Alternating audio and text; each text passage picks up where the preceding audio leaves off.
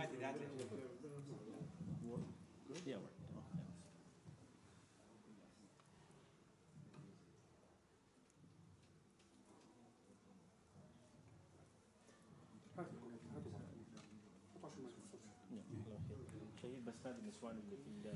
Bismillahirrahmanirrahim. We're going to go ahead and start. Sorry about the delay. We had some technical difficulties, and I'm not a computer expert. We got everything under control right now. So everybody who's outside, including the kids, go ahead and come inside at this moment, please. Can somebody call them from outside? Yeah, we're going to go ahead and get started. Now, before I start, I would like for the questions and answers and the comments, let's leave those until the very end. And then anybody who has questions will go ahead and answer them. We just need more people to come in so we can go ahead and get started. Bismillah ar-Rahman ar-Rahim, wa salatu wa salam ala Sayyidina Muhammad wa ala alihi wa sahbihi ajma'in. Allahumma la ilma illa ma 'allamtana innaka antal alim al-hakim. Allahumma 'allimna ma yanfa'una wa anfa'na bima 'allamtana wa zidna 'ilma. Now, the reason, first of all, I want to thank everybody for coming to this presentation. We're going to be talking, inshallah, about situational awareness. We've heard a lot of things that have been going on in the world, especially in the US and close to home in Kansas and in Denton. Things that have to do with the safety of the members of our community and the community in general.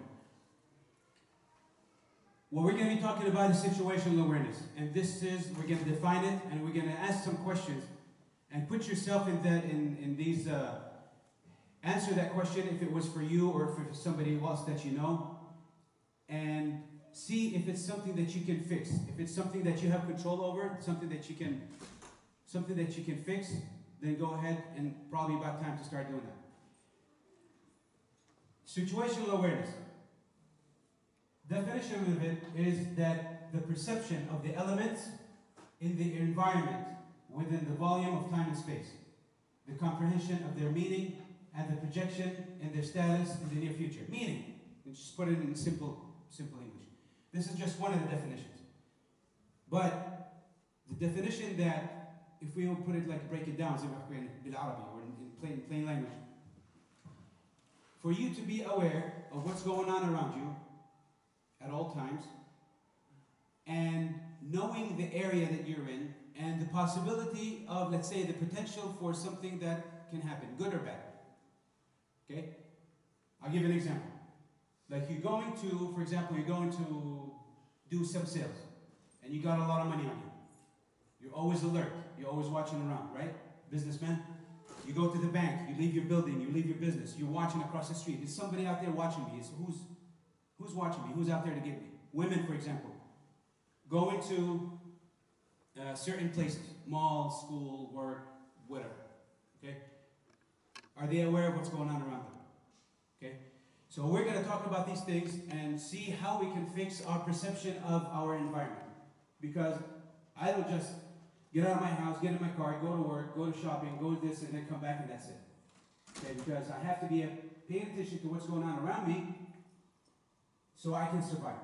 Now,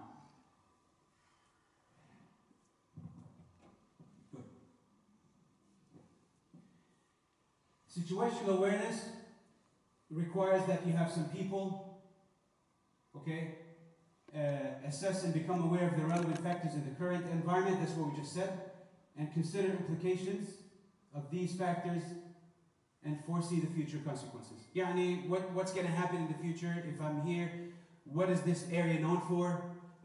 I go to South Dallas, I go to Oak Cliff, I go to North Dallas. They're not all the same areas. They're different. Crime rate is different. The type of people is different. The clientele, all that. And if you're in business and you're in sales, you know that one area is different than another. Like you go south, it's different. If you run some apartment complex in, like say, throughout the Metroplex, you know that this area is a little different. You have different clientele in this area than another. Okay? Now, situational awareness is not just only at home. I mean, when you're outside, like conducting your business or you're doing your shopping or whatever it is you're out there doing.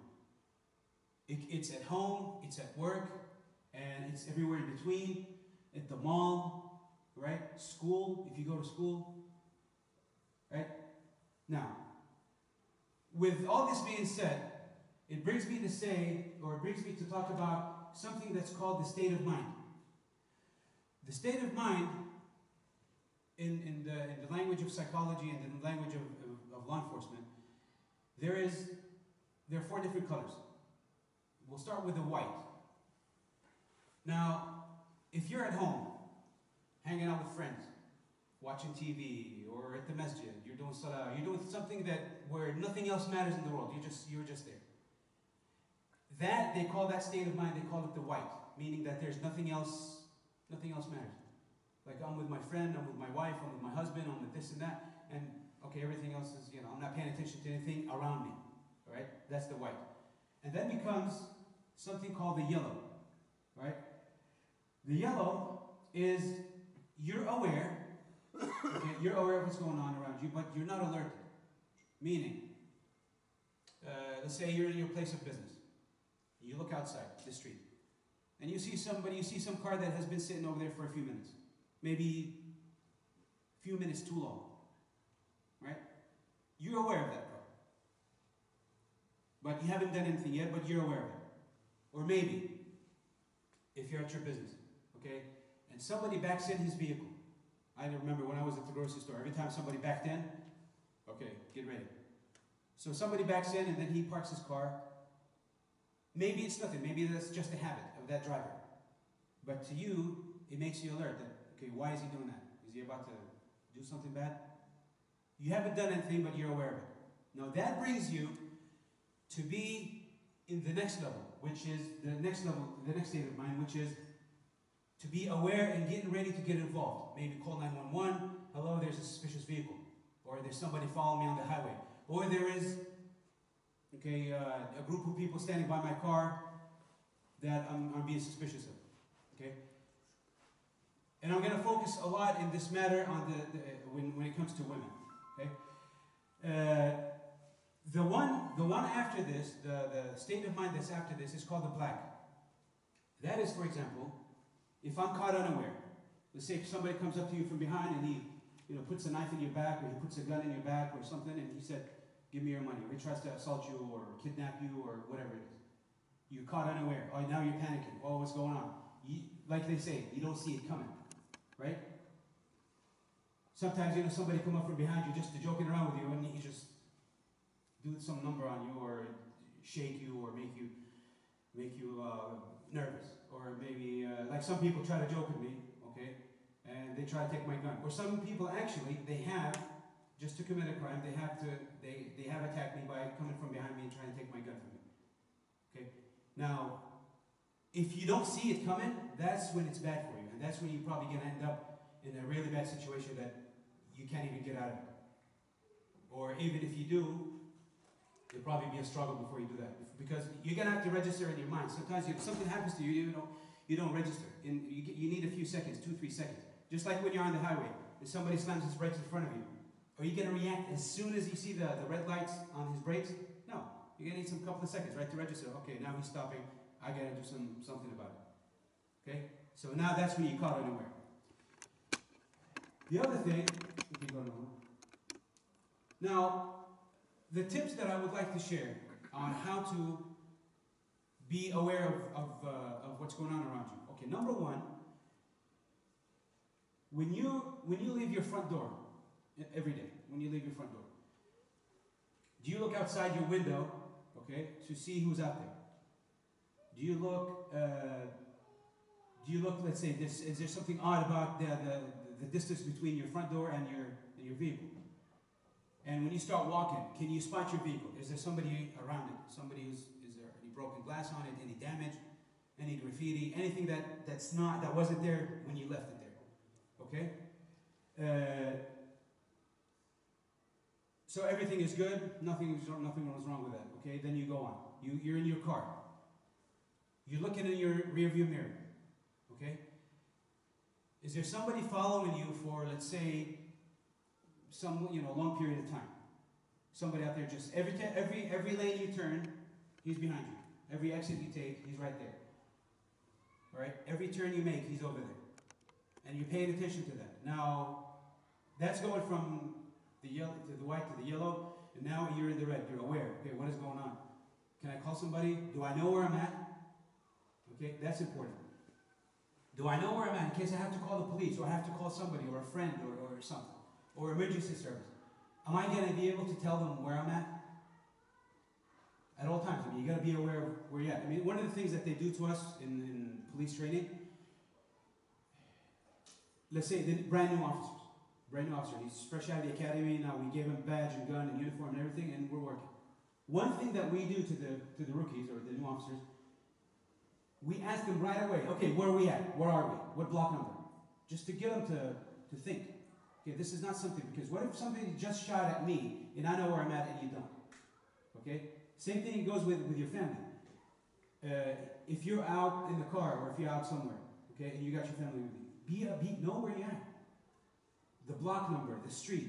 Okay, what if I don't know of the street name? What if there's not a street sign? Sometimes it happens. There's not a street sign. Know your last known location. Maybe a mile marker, maybe the exit number, maybe a cross street, a major landmark. Okay, tall building, Walmart, neighborhood Walmart, something like that. Mall. Okay, something to that nature. Now, one of the things, okay, and this is very important. One of the things that you can do, okay, especially women and me as an officer, and I've been for 15 years, I'm sorry. I see a lot of women on the phone and not paying attention to what's going on. Men too, okay, not just, sometimes I'm guilty of it. But you're not paying attention to what's around you. But what happens, let's say a car follows you for a long time, right?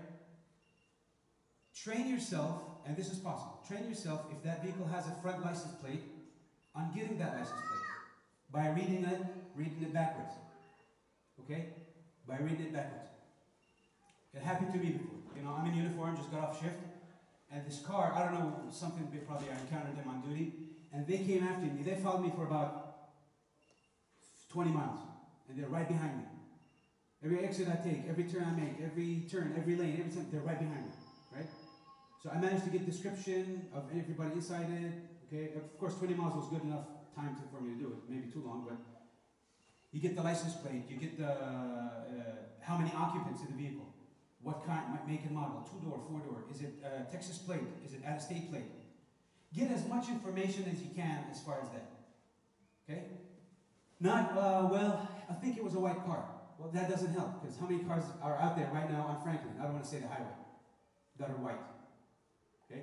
So try to get as much information as you can, because that information, when you call 911, we can be out there, we can be able to help you in locating that vehicle, okay? Now,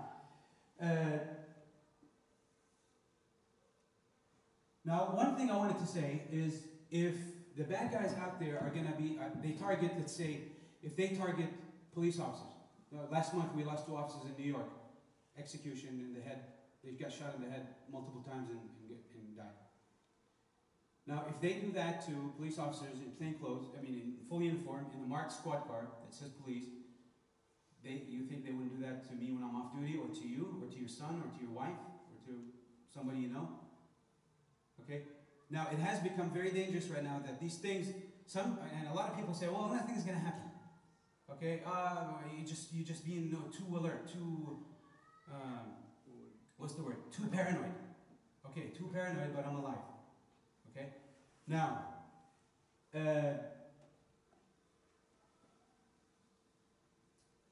the other thing is, let's say when you arrive at your destination, I arrived at my work, I've arrived at my place of employment or home or wherever destination I'm going.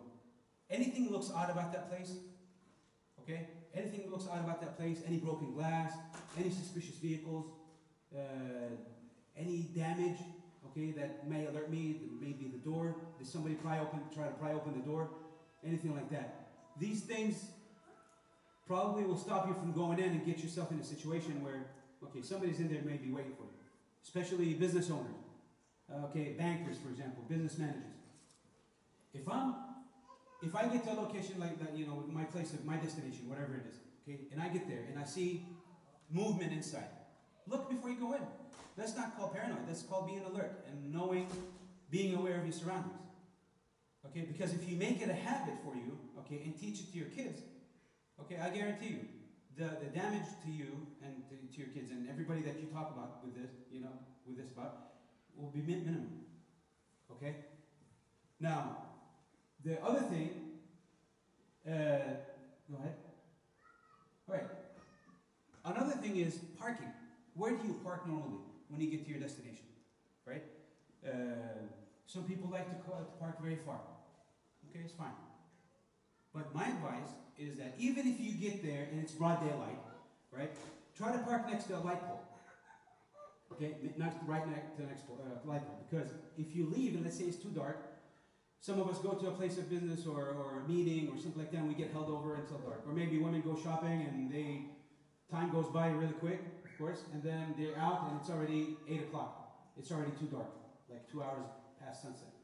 Right? Now, the reason I want to be next to that light pole, even if I park it in the daytime, because I want to be able to know where I parked. That number that's on the light pole, you know when you go to like a parking garage, or you go to a big, huge parking lot, like a mall or something, you see light poles, and they have numbers and letters sometimes. Section A, Section 2B, Section whatever, and the number. What I do, I take a picture of it, because sometimes you're in a hurry to get there, you forget where you park. It's a good idea to maybe make a note of it, write it down, or maybe take a picture of that place where you park. That way, you're not wandering around, walking around the whole mall, okay, and you got money, and you got cash, and you got credit cards, and you got this, and the bad guy is out there watching for you, getting lost. You don't know where you're at. Now, whose opportunity is that good for? For the bad guy, right? Because he's gonna, as soon as he sees the opportunity, he's gonna take it. He's not gonna wait. Now, while I'm going back to my car, okay? While I'm going back to my car, am I anywhere, let's say, if I end up parking, let's say, somewhere like this, okay, you know? Or is it somewhere like this? Like you see here, there's a light pole, and it has like a number on it, or it's somewhere, okay? It has a number on it, and that's what I'm talking about. Know where you're at, right? If you go and it's too dark, okay, go ahead and then on the next one. All right, sometimes you'll see that. I want to be as close to the light pole as I can. Why? Not because I only want to be able to see my car, all right? I want other people to be able to see it. In case I scream for help, or she screams for help, people are going to be alerted, and they're going to say, okay, somebody screamed, okay, watch out, hold on, listen. Oh, there she is right there.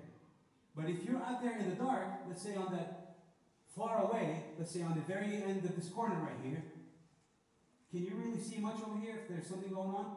Maybe not. Depends on how far you are from the location. But if you're close to the light pole, or as close as you can, and you scream for help, first of all, if I'm there, or police, I'll be able to see and I'll be able to help this situation. Okay? If it's a civilian who saw it, he can get on the phone, call 911. A lot of people, what they like to do, somebody gets on the phone, somebody starts videotaping, okay, or get on the camera, cell phone, start taking videos. Maybe it helps for evidence, okay? If you walk into your car, right, try not to walk in groups or by yourself, like a single person. And try to walk, let's say, if not with groups of two or more, try at least to do it with close to them. Let's say I see a group of people right here. Maybe I don't know them. Okay, if it's a woman, ask, hey, can I walk with you? It's okay. Is it okay if I walk with you? I just want to feel safe, or just letting you know I'm walking behind you so I don't look like I'm walking with a group. Or if not, at least be somewhere close to them enough to where if you have to say help, or if you have to scream for help, or something goes on, they can be able to help you or call help for you. Okay, which works out pretty good. Now, as far as okay, let you go back one, please. Okay, you see that picture on to the right, or actually both of them. If I get out of that mall, right? If I get out of that mall or that place of employment or the school, okay. Sometimes back when I was going to college, I'd get out as late as maybe 11 o'clock or midnight. Sometimes, and I walk, and my car is way over there because when I arrived, everybody was rushing to class, and I'm the last one to leave the school. So, with me it's different, but being a male, okay, or being a man, armed. But in general, if I go out there and I see my car to be far away, one thing you can do is go back and call, let's say, campus security or campus police and tell them, hey, I need an escort. Okay, back when I worked for the college police, they called us for that every night. Hey, can you give me an escort? I need an escort. I need an escort. And the car is like at least quarter mile away, the walking distance. Okay? So try to walk in groups. Now go ahead. Now, go ahead to the next one. All right. You ever walk up to your car when you get out of the building and you see that? Right? Actually, it happened with me before. I'm coming out of a building and I see my car and I see that. I mean, it wasn't anything, but I took a picture of it because what happens, and a lot of people think that it's not real, is that my car is, let's say, parked over here, right? This is my driving door and I'm doing this number, trying to open my door, right? And that car is right behind me, that van. Now, how do I know what's in it? Right? Now, what can you imagine that could be in there? All the way from nothing to they got you. Right? Another thing. So one thing I don't want to do is if I get out and I see a car, a van like that next to mine, or something that looks suspicious, call it in. There's nothing wrong with that. You pay your taxes for this stuff. Okay, so don't say, well, I don't want to waste nobody's time. No. Okay, so if you're heading to your vehicle, look at it from a distance. See who's under it, who's around it. When you get close to your car, look under it, underneath it. Somebody might say, well, nobody's going to fit in there. You'll be surprised. Okay? If I'm trying to open my car door, right, and I'm doing like this, or women, for example. Now, I'm sorry that I'm not trying to insult or anything like this, but I'm just doing a reality check because a lot of us do this. Is going through your purse or going through your wallet or going through the 500 pockets you have on yourself, like for example with me, and you go and you're digging in here, right, and you're wasting time, giving more time to the bad guy to plan his attack. You go in like this, you're fumbling through your stuff, you haven't even found your keys. And the bad guy's underneath your vehicle, okay, with a knife, and he cuts you on the leg. You feel pain, you look down, you see blood. What's going to happen naturally? You panic, right? Ah! Now, he'll kidnap you. He'll take your wallet in your car with your keys. Now he has your address, your checkbook, your credit card, blah, blah, blah, all that stuff, right? And then he has you. Now, kidnappings, that's something that's very common. Right? And a lot of people, a lot of bad guys, they target women, they target people, they target kids, they target business owners, people that they know that have money, that are wealthy. They attack them that way. But that's actually one way of doing it. Right? So go into your car, there's nothing wrong with it. Look under it. Look inside that car. Right? Is there anybody in there waiting for me? Right? No. And that's not from the movies or, it's something that's made up. In real life experience, things that I've seen and things that I've read and reports all that stuff is real. Okay? Now, have your keys ready. Sorry. This is something that some people may like. Now, when you walk out of that building, have your keys ready. Alright? And even you can put them to let me turn on the lights so people in the back seats. What I can do is hold my keys like so. I don't have a pocket knife? Okay. I can have something like this as a weapon. Alright, now, would you want to attack somebody who has this? Even though it might be not much, or it's not as sharp as a knife, but at least it's something. Pocket knives. How many people here carry knives? Raise your hand. Pocket knives. Nobody. I'm sorry? We're good, most of us. Okay.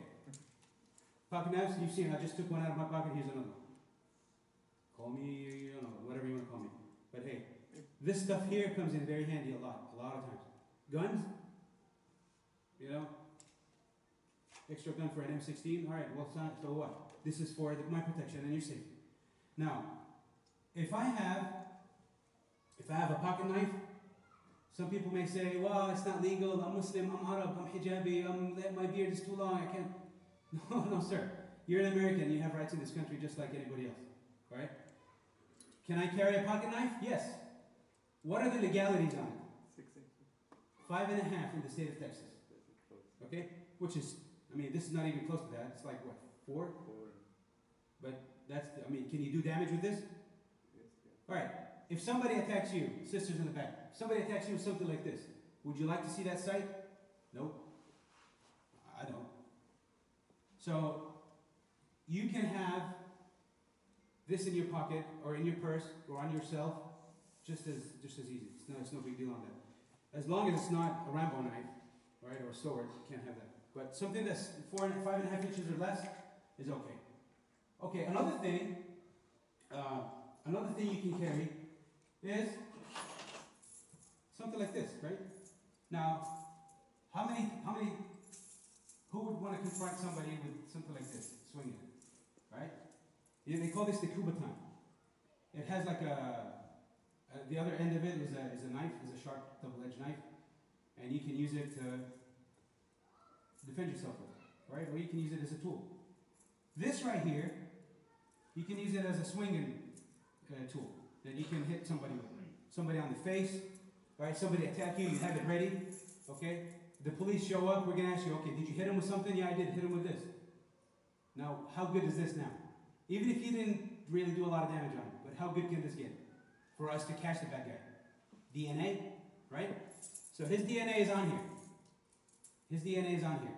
And I can tag this, take it for evidence, and check it and find some DNA. Hopefully I have a match one.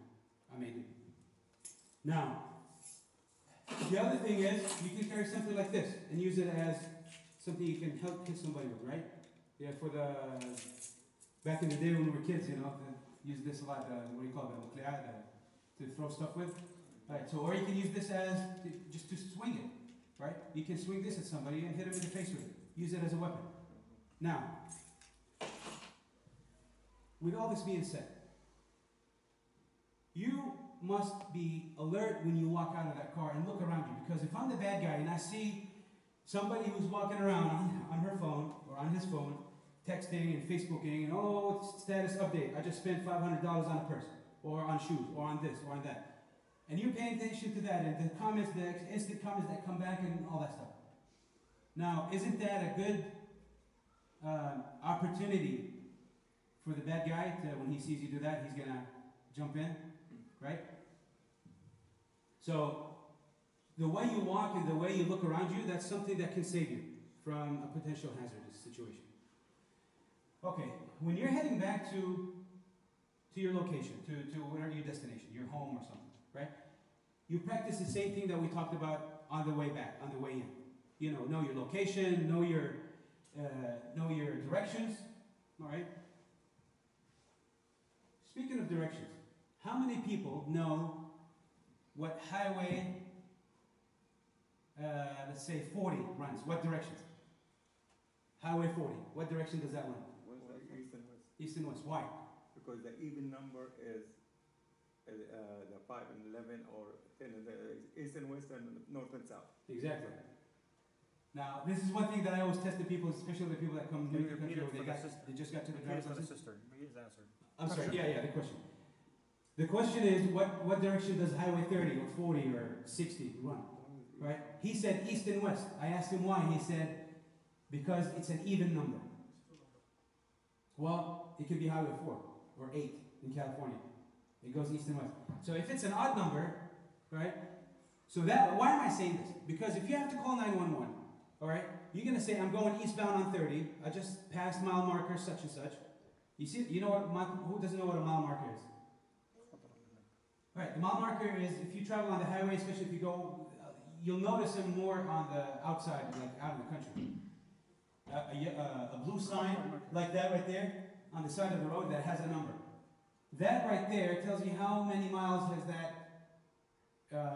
highway started for. It started for 141 miles, just about. That's one way to give you a location, if you don't know what exit number you're at, or what exit number you just passed. So, if I say I'm at mile marker 141 or 60 or whatever, that will give exact location to dispatch, and the officers in the area, they know exactly where you're at, in case you have to call. So, do I have to say, well, is I don't know where I'm at a good answer? No. Sometimes, we get in a situation like that. Like the other night, we got in a pursuit, and we were so busy with catching the guy that we went into some dirt road, we didn't know where we at. So, Thank God nothing happened. But know your streets, landmark, north, south, east, and west. What direction are we heading? Are we going north? Are we going south? Where is downtown Dallas in relation to your location right now? All right? What was the last landmark that you remember, or the last street, or the last intersection? Okay? Landmarks like a business. Oh, I just passed by Colorado Stop store. Okay? That, I don't know what street I'm on. Dispatch can pull it up, right? Or whatever business it is. One thing that we've been seeing recently on the news, and it has been happening for many years actually, but recently we've heard about it more recently now, that people get pulled over, and the person who pulled that driver over is not a real police officer. Okay? Now, what do you do in that situation? Well, I don't want to get in trouble because if I see lights in my rearview mirror, what is the first reaction that you start doing? Right? You start pulling over, right? And you wanna find the next closest, safest place, or sometimes people just slam on their brakes and pull over right away. Okay? A lot of people do that. So the one thing I want to do is I want to make sure that cop or that car is a real one. Right? How do I know? First of all, if he just passed it, okay, and he has marks and everything, and says, let's say, Dallas Police or Texas Highway Patrol or something like that, thank you. Then more than likely it is a good one. But let's say a car, one of those unmarked cars that you see sometimes on the highway, okay? Or he just pulled you over, that he has no markings, nothing, right? Now, can you keep going until you feel safe to stop? Or are you going to get in trouble? Right? Keep going until you feel you're safe, right? Now, one thing that you can do, like I said, keep going. Find somewhere that has people, a crowded area, like the masjid parking lot, or mall parking lot, Walmart, gas station, whatever, right? Restaurant, okay? You see a lot of people come in and out. Store, a lot of people come in and out. Cameras, security cameras are out there in case something happens, and that person really wasn't a true officer, then you can act on that. Now what happens, I pull you over, and right now, can you tell what department I'm with? No, right? By law, if you ask me for my information, I have to provide it, right?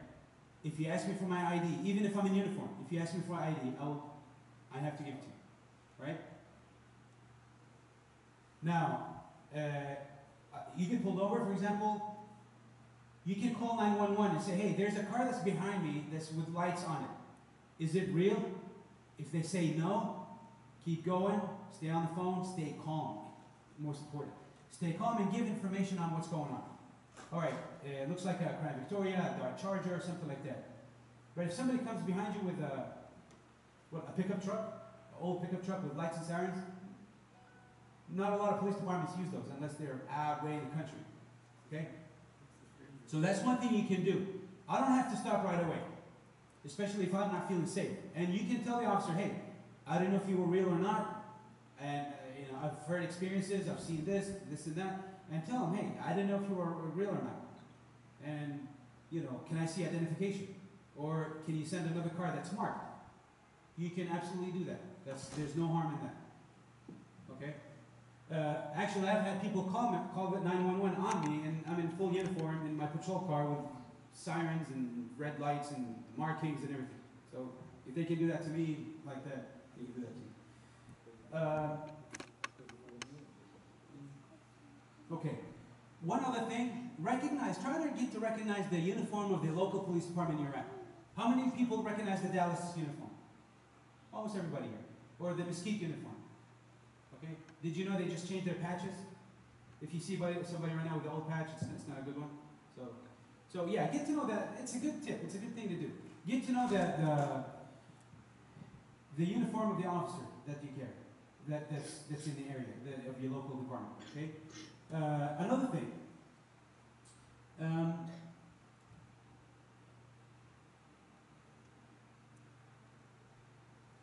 All right, go ahead on the other one.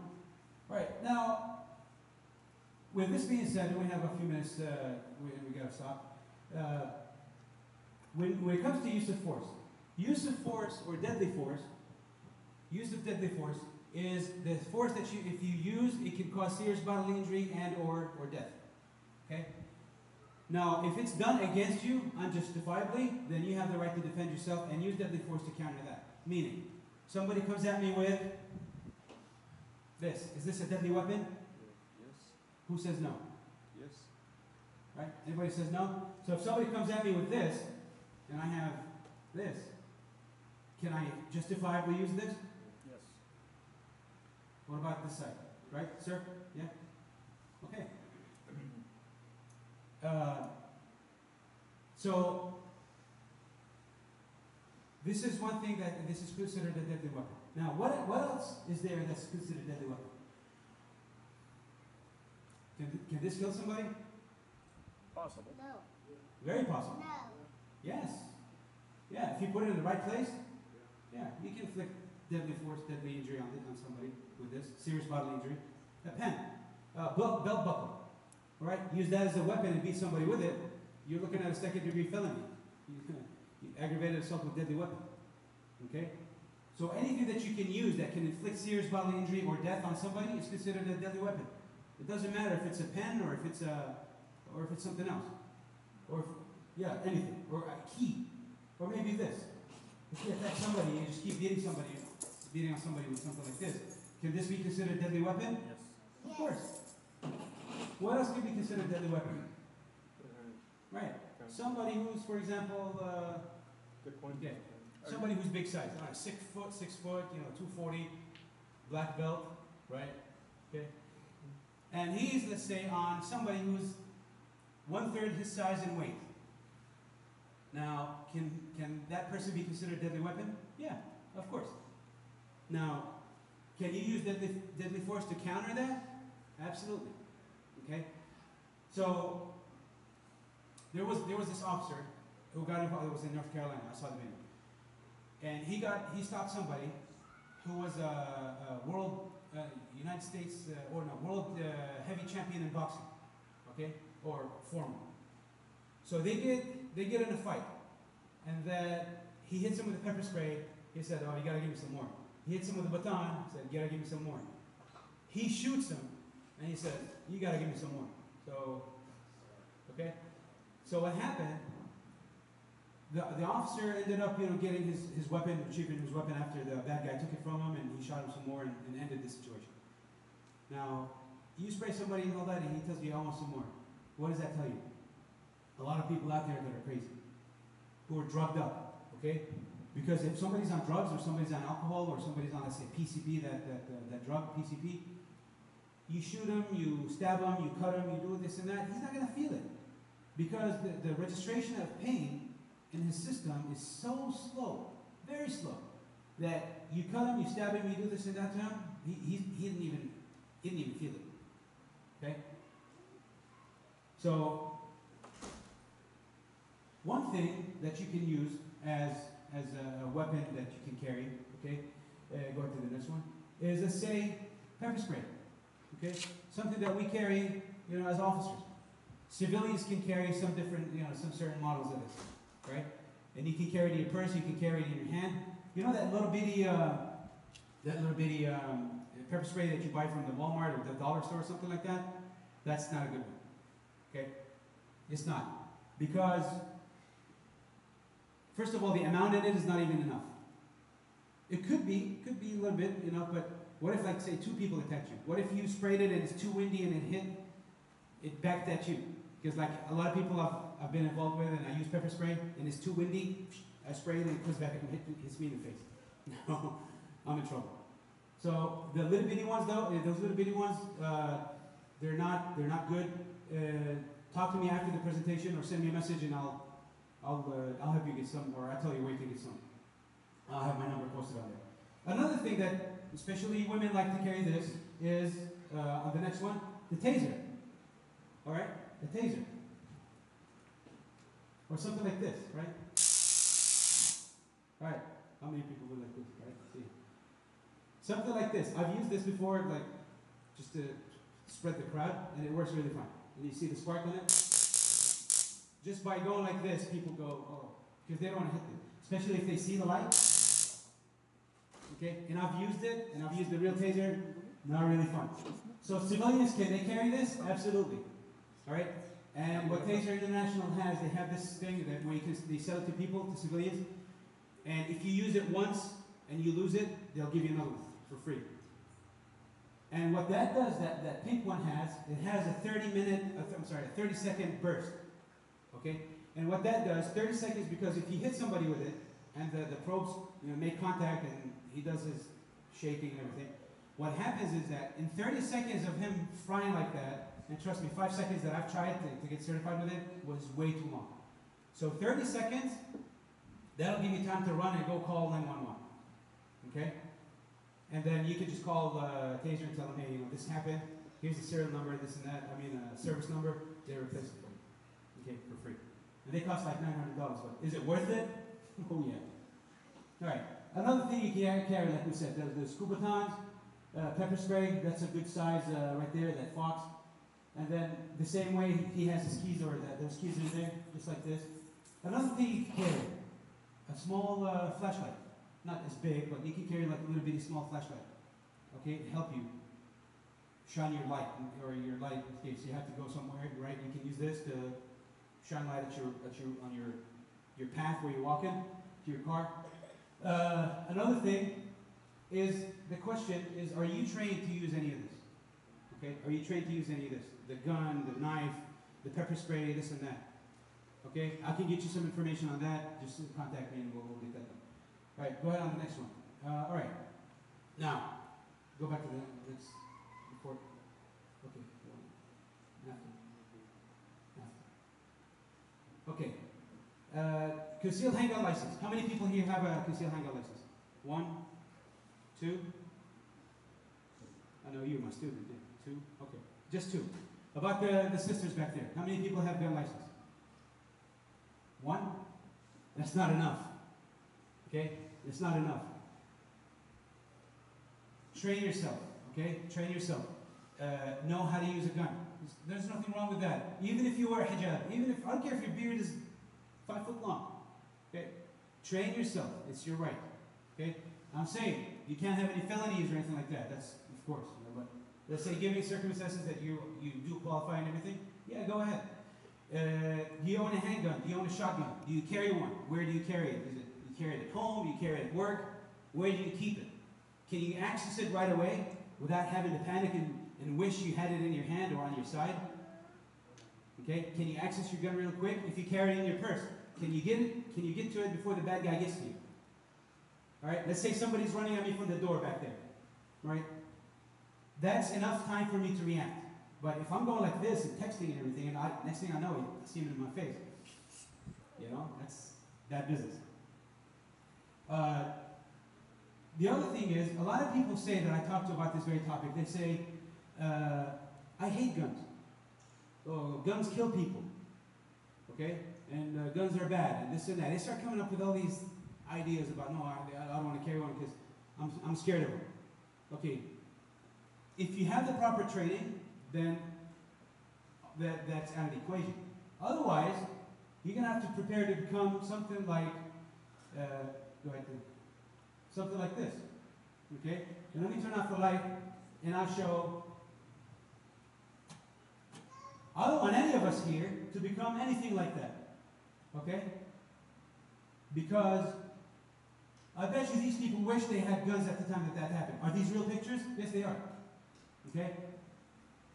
These people wish that they had something to defend themselves with and not become like that. Go ahead to the next one. Okay? Because if you're not out there watching for yourself and watching yourself, somebody out there is watching you, not being careful. And then that will become his opportunity to attack you. Now, for our community, women go to the park, they go to the mall, they go this and that. They have special times and days and hours of the day and the week that they go to the park. Okay, that's fine. go. But here's what I'm saying is, if you try not to go, don't go, actually not try to, but don't go to a place that you're not familiar with. Don't go to a place that it's your first time going there. Don't go to a place where you don't see a lot of, let's say, your own people there, for example. Right? Let's say I don't see a lot of, I'm the only person who's, with a beard, and my wife is wearing hijab, and that's it, and I don't see anybody else. Right? Can that put you in an uncomfortable situation? Naturally, we get to feel like that because we tend to feel that, oh, I don't belong here. I need to go. I need to go because I don't belong here. Well, be safe about it, and anywhere you go, any place that you go to, try to know the address of it, know the location, and try to have more people with you. Otherwise, you can go somewhere else. There's no problem with that. All right, the women and the people and the families that take their kids and go to there's that park down there on Collins in Sunnyvale. I see a lot of Muslim community over there. All right, and I see them always. What I see a lot is that the parents on their tables chatting with each other, argila, whatever, right? Texting, and the kids are wandering around somewhere far away. Okay, let's say I'm the bad guy, and I come and I snatch one of your kids, and I go, when are you going to realize that your kid is missing? Another example, okay? You ever go to the mall and you're sitting in the play yard where you want to take a break and let your kids, burn all their energy, and they're jumping up and down, right? And you're on your phone updating your status, oh, here at the mall with my kids, this and that, right? And then you look up, your kid is nowhere to be found. Right? I'm guilty. Right? So that's not something that you got to take very lightly. Always be alert, be aware of where your kids are going. Now, speaking of the kids, now, what do you do to protect them? One idea, I'll give you this, is what you can do is you can sew your information or his information, address, maybe phone number or something like that, a small label, on his clothes. In case he gets lost or something like that, there you have some information there, right? Or for example, me, I found this kid, and I found like something, on his clothes that can say his name, his address, and this and that. Or something in his backpack, like a small badge or a small, what is it that badge? Something that has, let's say, what they call the dog tag, the military wears them. Dog tags, like a small piece of metal, with their name, date of birth, address, phone number, okay? Or name and address and phone number. That's always good to have. Let him have it in his backpack. Or he can have it, let's say, on a bracelet like this, where it has his name and everything. Okay, in case we find him, we know where to go. Or in case, let's say, the next door neighbor or like somebody from, the security at the mall or something, find him, then they can know what to do. Instead of walking and trying to guess who the parent is or this and that. Okay, that's always a good idea.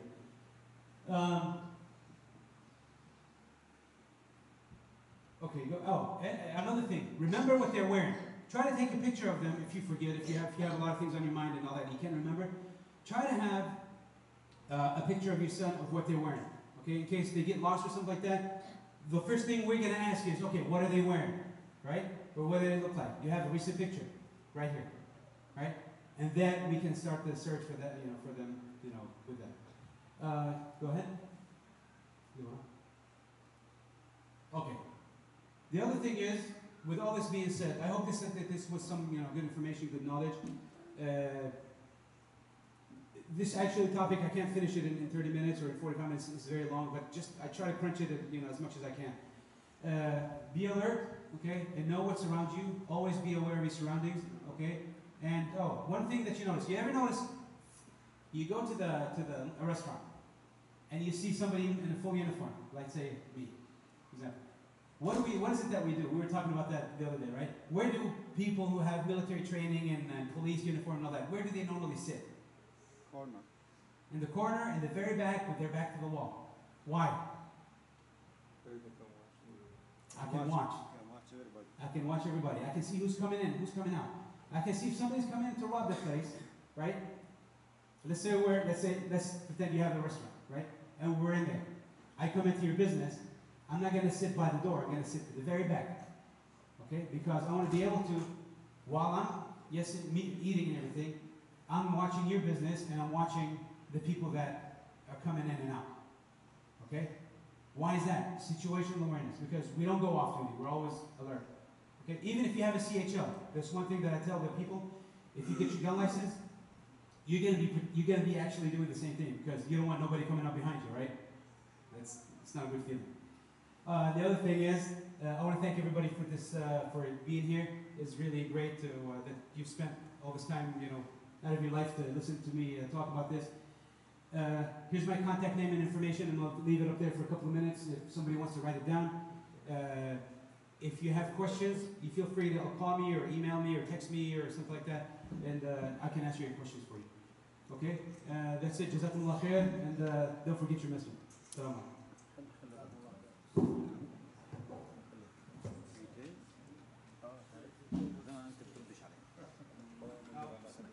Inshallah, I'll be here after the